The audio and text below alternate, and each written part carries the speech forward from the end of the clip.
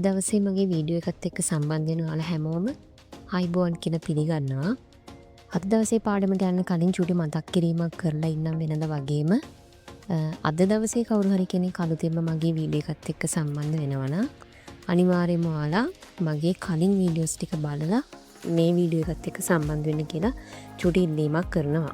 එහෙනම් අපි දැන් බලමු අද දවසේ අපි කතා කරන්න යන මාතෘකාව මොකක්ද කියලා. ක්‍රියාපදයක් රහිත වාක්‍ය ගොඩනැගීම තමයි අද දවසේ මාතෘකාව වෙන්නේ. ඔයාලට මතක ඇති මං ගිය පාර වීඩියෝ එකේ අවසාන වලට කිව්වා අපි මේ කතා කරන ක්‍රියාපදයක් රහිත වාක්‍ය ගොඩනැගීම කියන මාතෘකාව යටතේ ප්‍රධාන වීඩියෝ කොටස් 3ක් තියෙනවා කියලා. ඉතින් අද අපි සාකච්ඡා කරන්නේ ඒකේ දෙවෙනි වීඩියෝ එක. අපි බලමු මොනවද මේ be words කියලා. be verbs වර්ග තියෙන්නේ ඉතාම කීපයයි. ඔයාලට පේනවා ඇති මෙතන be verbs තියෙනවා 6ක්. එතකොට අපිට ක්‍රියාපදයක් රහිත වාක්‍යයක් ගොඩනගනකොට අපිට පාවිච්චි කරන්න වෙන්නේ මෙන්න මේ be verbs 6 විතරමයි. මෙන්න මේ වචන 6 පාවිච්චි කරලා අපිට ඉංග්‍රීසි භාෂාවේ වාක්‍ය 10 ගාණක් හදන්න පුළුවන්.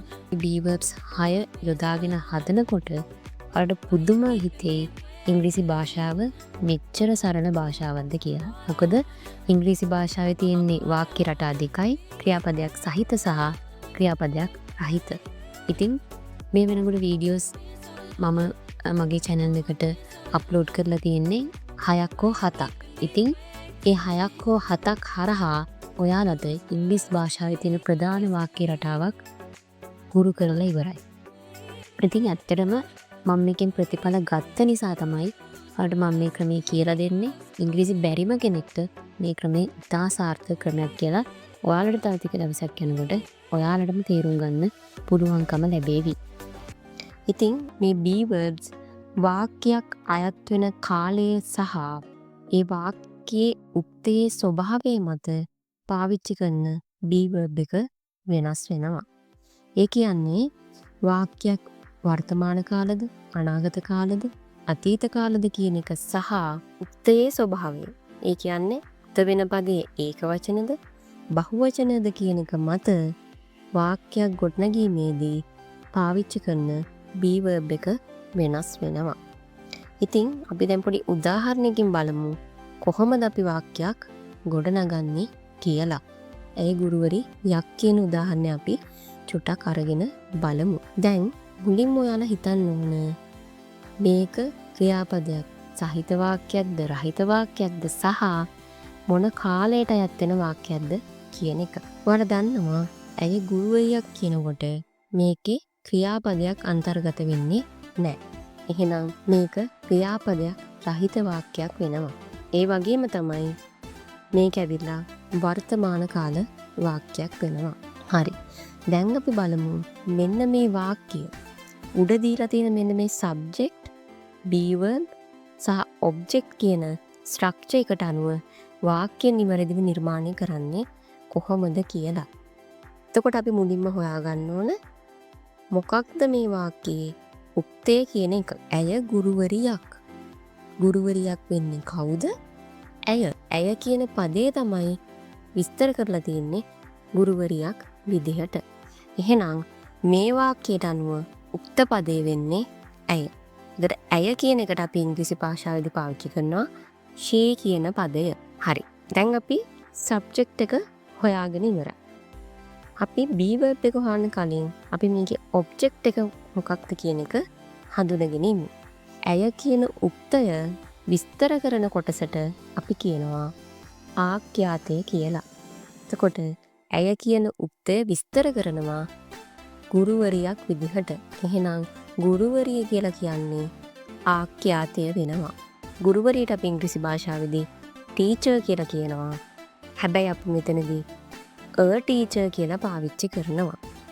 ඇයි අපි a teacher කියලා පාවිච්චි කරන්න කියන එක මම ඊළඟ වීඩියෝ එකේදී ඔයාලට කියලා දෙනවා. මොකද ඒ සම්බන්ධයෙන් අනිවාර්යයෙන්ම අපි ඉගෙනගෙන තමයි ඉදිරි වාක්‍ය ගොඩනගන්න යන්න ඕන. එතකොට ආඛ්‍යාතය වෙන්නේ a teacher. තවමත් වාක්‍යය සම්පූර්ණ නැහැ. subject එක හරි object එක හරි. හැබැයි මොකක්ද යොදන be verb එක? am, is, are was were will be කියන පද හයෙන් එකක් තමයි අපි මෙතෙන්ට පාවිච්චි කරන්නේ. මොකක්ද ඒ පාවිච්චි කරන එක? අපි පාවිච්චි කරන්නේ මෙතනදී is කියන be verb එක. මෙතනදී ඔයාලා වැඩිපුර අවධානය දෙන්න එපා. මොකද මම ඊළඟට පැහැදිලි කරනවා කොහොමද අපි am නිසා was were will be උත්තේට අනුව යොදන්නේ කියන එක.